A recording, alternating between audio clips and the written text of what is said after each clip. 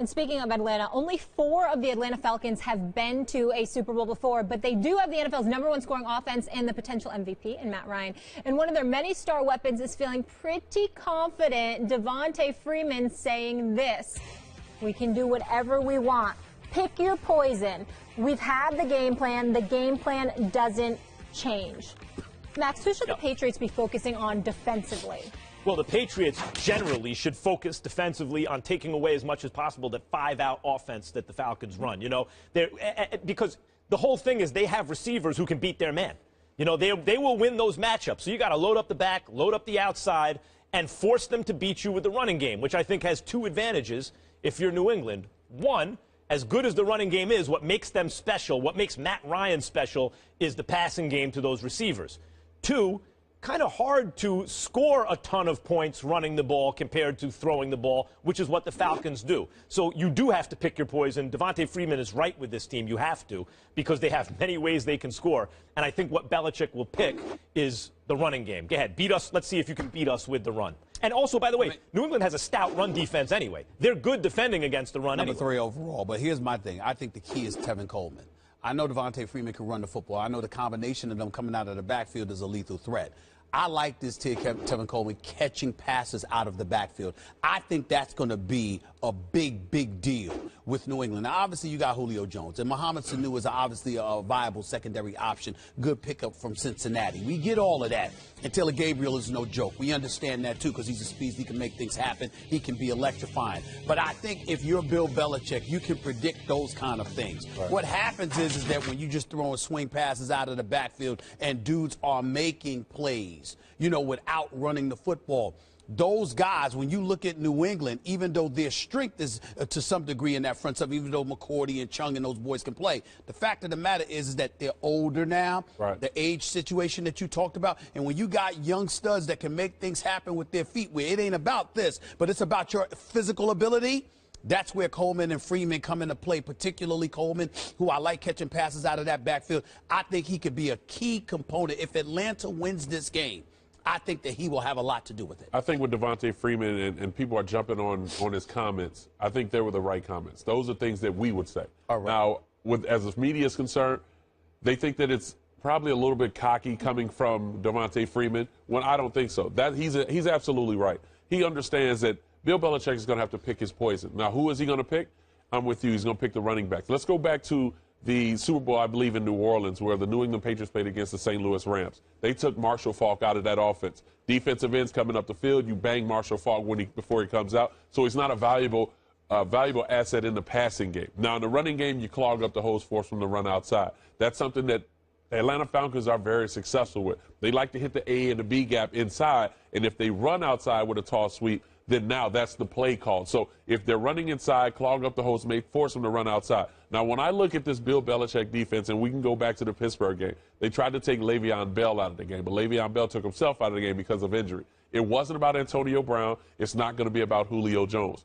I expect them to double-team guys like Sanu and then bring a safety. You expect them to double-team Sanu? Because this is the reason. You double-team Sanu, you have Malcolm Butler versus Julio Jones. One-on-one? But you also put a linebacker underneath him. You put Malcolm Butler deep. Malcolm's not going to play man-to-man versus Julio Jones. I would not do that, nor would Bill Belichick do that. Because remember, going back to 2004, even though T.O. was on 1.5 legs, they still had guys like Asante Samuels out there.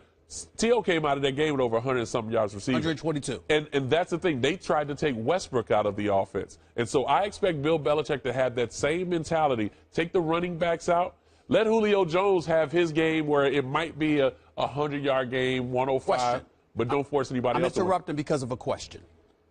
Yeah, you had other receivers. Right. Pinksters of the world, if I remember correctly. Who had a big first half. That's right. But at the same time, you know, it was T.O., and then there was a significant drop-off in terms of whatever you had to go with. So Westbrook was obviously your secondary option, but at times throughout that season was a primary option, covering the team. I mean, Westbrook was a bad boy. Right. I'm saying to you, when I look at Julio Jones, everybody else is a Westbrook in terms of that secondary option. You had T.O. and then Westbrook. On this Atlanta squad, there's Julio, But then all of those other guys that we mentioned, Gabriel and Sanu and Coleman and Freeman, and they're on the same level. Well, how you gonna pin that down if you're Bill Belichick? The whole thing about it is, and even Pittsburgh tried to do it. Wherever Rowe is lined up, their third corner, you go after him because he's not a good cover corner.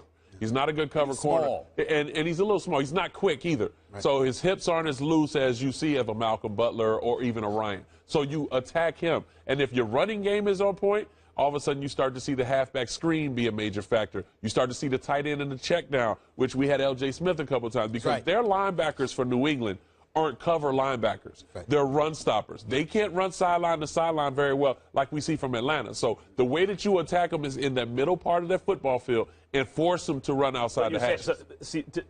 When I think about what does Belichick want to do, I'm not just about scheme. I'm talking about where are you going to devote extra resources. You only got so many guys on the field on defense. Where do your extra resources go? To me, they don't need to devote extra resources to the run stopping because they do that well. They're pretty stout. They're stout there. And if go ahead, Atlanta, beat them running the ball. That's not. But Atlanta's not going to try to run, Max. Well, I don't think they're going to try to run. No, but if you dare them, they are really a balanced offense. If you dare them to, they'll run. They will.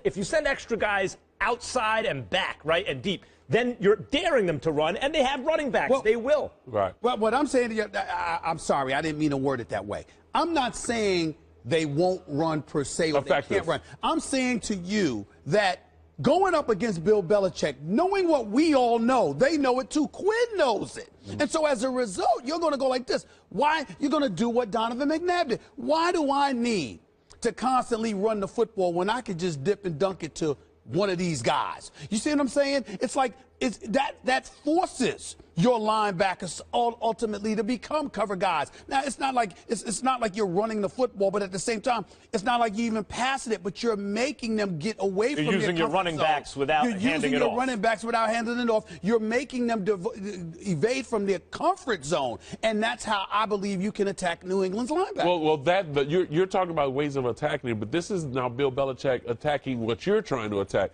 by banging them before they get out of the backfield. Now, for defensive ends, Chris Long and those guys coming upfield, they see the running back getting wide, you bang them. Now that takes them out of the offense and the value of a receiver, and you can focus on the guys deeper. So when you have Sanu running 12-yard routes, you have Julio Jones running that 25-yard route, there's a safety over the top. There's a linebacker underneath Sanu. The back hasn't gotten out yet because he's been banged in the back of the backfield. That's what makes them successful. But if he has a free release, meaning Coleman and also Freeman, if they have free release and they catch the football, linebackers have to make that tackle. And I guess what I'm saying is whether it's Gabriel or Sanu, instead of them running 12-yard routes, you have them run a bit deeper. That way guys can't cheat by coming up. There you go. That's how you're going to have to do it. Make them all go a little deep. They've been a special offense all year. They're an historically great offense. They're among the all-time greats. What makes them special? Matt Ryan recognizing guys who are open and getting them that ball, the receivers, right? That's what really makes them special. And I think that's what Belichick has to take away, because the Falcons are going to want to dance with who brung them. Right. You know? Yeah, I just don't want to hear anybody comparing them to Houston in this regard.